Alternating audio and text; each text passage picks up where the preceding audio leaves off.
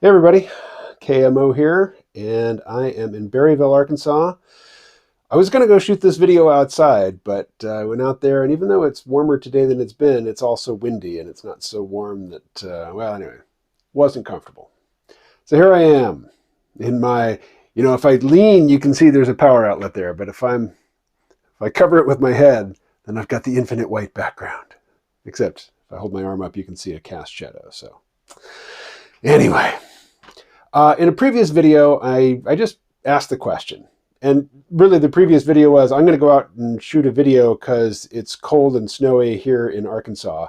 Isn't Arkansas supposed to be the South? And that got me asking, is Arkansas the South? I mean, at least this piece of Arkansas doesn't really feel like the South. But if you jump in a car and you drive to Little Rock, which is a couple hours away, it's got a different feel. Now, part of it is racial demographics. Northwest Arkansas, very white. At least it was when I was a kid. Now it's very white and very Latino. Whereas the middle of the state, southern part of the state, eastern part of the state, there's a lot more black people. So, I asked the question, is Arkansas part of the South? And the question is worth asking because, not just because we get snow from time to time, but because it just doesn't feel like the South here. I was saying it feels more like the Midwest. But I was reminded of a book, and thanks to Paul for reminding me of the book.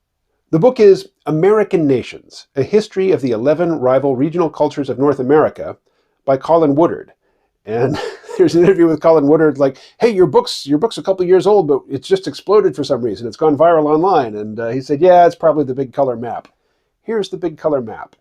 So I just got the book on Audible. I've watched several interviews with the author. I think I've got the gist of his thesis, but really to remember the contents of a book, you need to take it in more slowly, and you need some repetition. At least I need some repetition. We'll put it in the first person. I need some repetition, and I need to assimilate it at a slower speed than just, quick, here's the thesis, remember it. But here is the thesis. As I understand it, in the early stages, I just started listening to the book. So really, I'm just basing this on interviews I've seen with the author. But he says there are 11 nations in North America.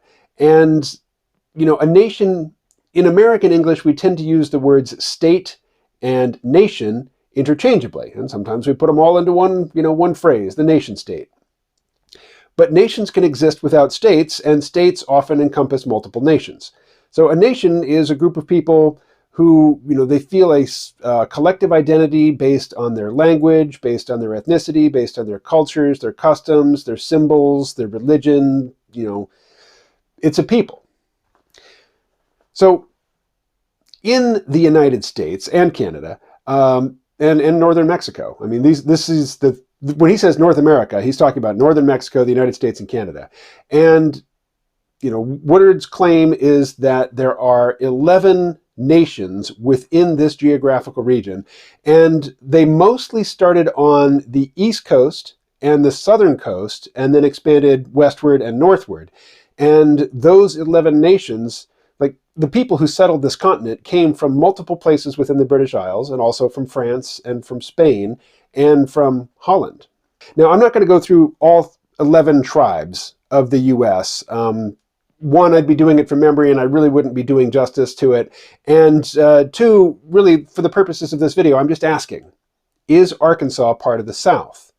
So, of the 11 nations that started the United States and Canada and northern Mexico, the three that I want to talk about are the Deep South, Yankeedom, and Greater Appalachia. Now, in the audiobook, and it's not the author reading the audiobook, but the narrator says Appalachia, and I've heard the author say Appalachia, but I've also been corrected that, if you're of this nation, it's Appalachia. And I'm pretty much of this nation. My father was born in Brooklyn, Greenpoint, Brooklyn, of Irish immigrants. Actually, his mother was an immigrant. His father was first-born Irish American, first-generation Irish American of immigrant parents. So my father is from, New Netherlands, the New Netherlands nation of America. But he's Irish. And my mother's side of the family, also Irish. But They are of the Appalachian, the greater Appalachian nation. And the Appalachians and the Appalachian nation started in that region where there is the Appalachian Trail, or the Appalachian Mountains. But then they spread, they settled westward and eventually down to the south. So that nation, that settlement pattern encompasses, just looking at the map here, let's see, part of North Carolina, West Virginia, Kentucky, Tennessee, the northern parts of Georgia and Mississippi, and also parts of Ohio, Illinois, Missouri, Arkansas, Kansas, Oklahoma, down into Texas, and even spilling over the Texas border over into New Mexico a bit. So let's zoom in on Arkansas. Arkansas looks like it's pretty evenly divided between Deep South culture, in the southeast, and the greater Appalachian culture of the northwest portion of Arkansas, which is where I am. I'm in northwest Arkansas. And the Deep South culture, there's two slave cultures, two slave nations that are among these founding nations of North America. They're the Tidewater Nation, which was basically younger sons of British aristocracy who came to the New World looking to recreate the British manorial system here in the New World. But part of what that sort of semi-feudal manorial system required was peasants, and there are no peasants here. The Native Americans weren't playing that game, so instead of peasants in the Tidewater, they used first indentured servants and then later slaves. But that's not the same culture as the Deep South. The Deep South is actually a transplant of the British slave culture of Barbados, like the West Indies slave culture. There's an animated map of the slave trade, the transatlantic slave passages, and where most of the slaves went. And if you look at it over time, most of the slaves were going to the Caribbean, because when they got sent to the Caribbean, they got worked to death in a couple of seasons and they needed replacing. Whereas slaves that went to North America, not only did they not get worked to death for the most part, but they tended to get married and have children and reproduce themselves. So there was a lot less need for new importation of slaves into North America than there was into the Caribbean. But it was that Caribbean slave culture which was the genesis of the Deep South nation in the United States. And the vision of that nation was definitely not democratic, not egalitarian at all. It was a vision of a natural order where a few people are born to rule. They are born to be high status, and the vast majority of people are born to servitude. Be it chattel slavery or just being a poor white working for the plantation owner. And that culture, that's what we think of when we think of the South. But that's not all of Arkansas.